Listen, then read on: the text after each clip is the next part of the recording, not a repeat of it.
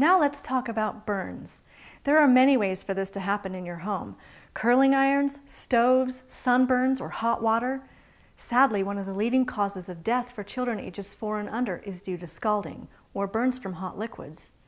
As you may know, burns are categorized into 3 levels of severity. First, second, and third degree burns are more than just names though. They are indicative of which level of skin tissue has been damaged. First degree is the top layer, second degree is burned through to the second layer, and third degree burns means you've burned all 3 layers of skin. The only way to really treat a third degree burn is by getting a skin graft, and that's not what anyone wants to do. So we have to interrupt the process of skin damage immediately after the exposure to heat. How have we treated burns in the past? We've heard everything here at Shield Safety. Potato peelings, molasses, wheat flour, butter. Truthfully, this sounds like a recipe for disaster. Put down the ill-advised ingredients for shepherd's pie and pick up burnout instead. Burnout is hands down the best burn treatment available, and here's why. Burnout pulls the heat out of the burn, providing instant pain relief and reversing potential skin damage. We know that the body needs water when it gets burned.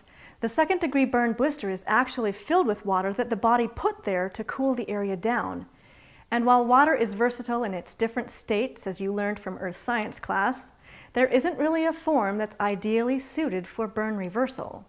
Water as a solid, or ice, is too cold for a burn and can cause further damage. Water as a vapor does not have enough mass to effectively dissipate the heat, and water in liquid form is usually not sterile, which can lead to infection. It also has very little ability to absorb and dissipate the heat. Here's what makes burnout so revolutionary.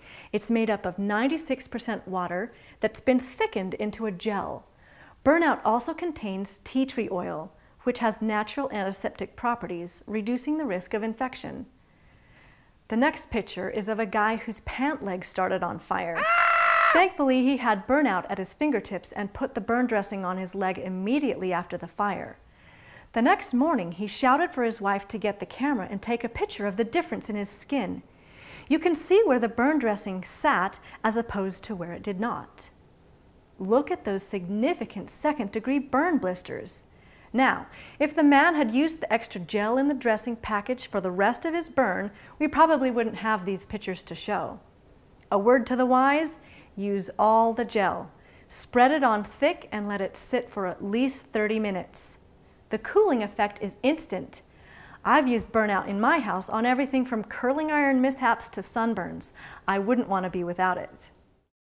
If you have any questions, please go to www.shield-safety.com for more information.